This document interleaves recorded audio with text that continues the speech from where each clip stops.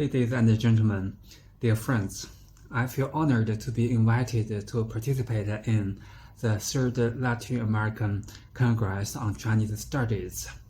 I would like to introduce you one new trend of Chinese legislation.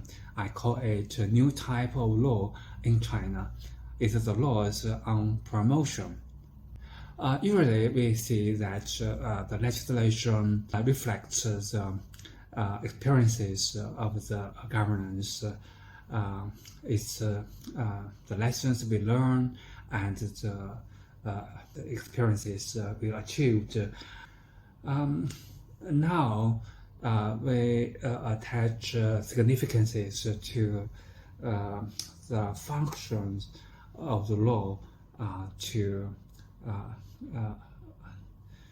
accelerate the new trend of the society. The first law I would like to introduce you is law on promotion of revitalization of the rural areas. So China is a very big developing country. We have large areas as countryside. They are underdeveloped in some sense, like public services not developed. Law adopted on 29 April 2021 was titled a law on the promotion of revitalization of rural areas. According to Article 2, for the purpose of this law, rural area means a regional composite with natural, social, economic characteristics and industrial, residential, ecological, cultural, and other functions outside the built-up area of a city, including townships, towns, and villages.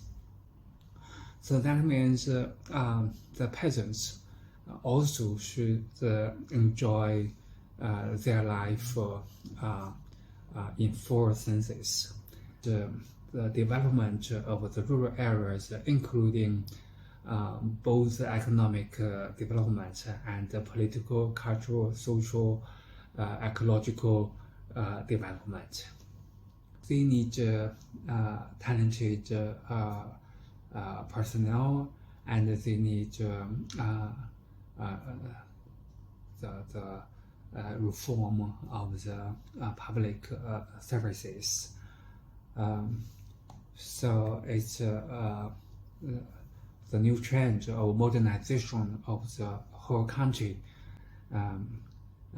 Environmental protection is emphasized, and the cultural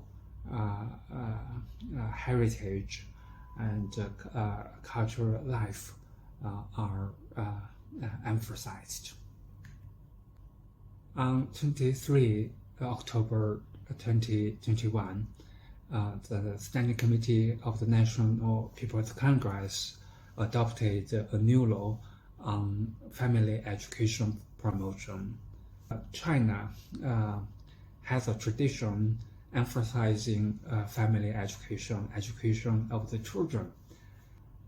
Usually we think that family education is a private affair.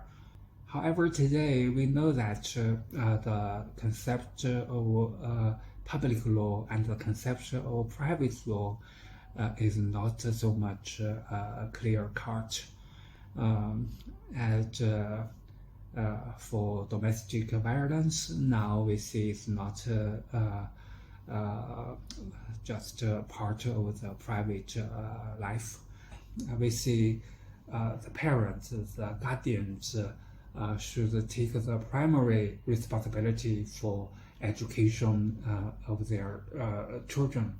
However, the state, the public, should support the family education. And today, education is scientific progress. So we see the parents, especially the young parents, they are not naturally good at education. So the law encourages the family education, the parents, the guardians of the family to learn how to educate their children scientifically and effectively. Still, the law recognizes that the parents should take the leading roles for education of their children. Meanwhile, the law set rules for the governments at different levels to invest more and to provide guidance for family education. And to make the law effective, their legal liability rules. The court could request the parents to take part in the training courses for family education. Then the third law I would like to introduce you is the law on foreign relations of People's Republic of China. It was adopted at the third meeting of the Standing Committee of the National People's Congress on June 28, 2023.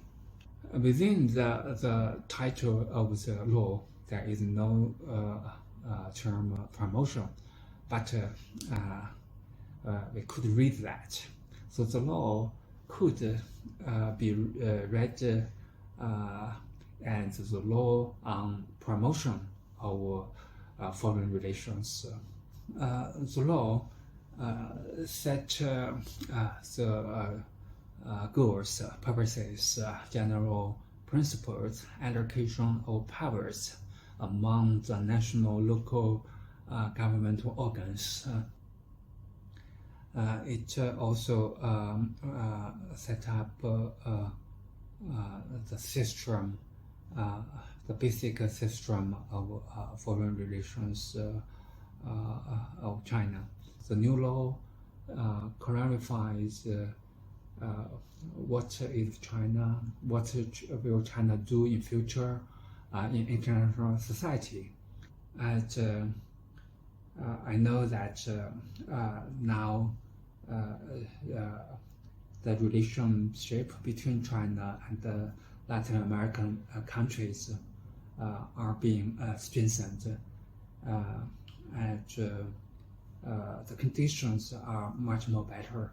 Today, we could contact each other effectively, we could cooperate efficiently, and now there is